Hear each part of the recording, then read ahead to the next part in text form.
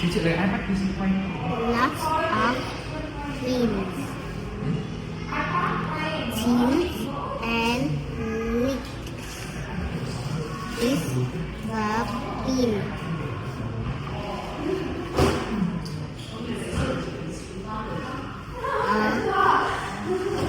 Backpack and a hat. The is the bean. Chị để vào đâu đấy chị ơi? Chị để vào bao của chị đâu? In the bin. Pick it up. Zip it in.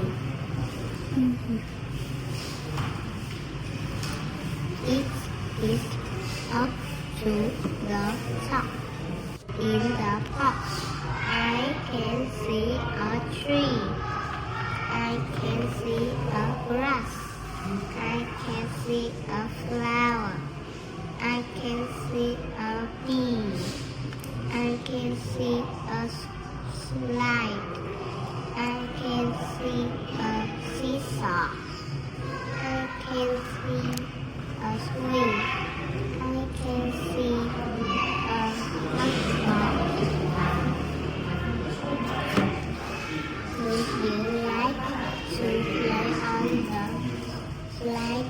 Yes, I do. Do you like to play on the swing? Yes, I do. Do you like to play on the seesaw? Yes, I do.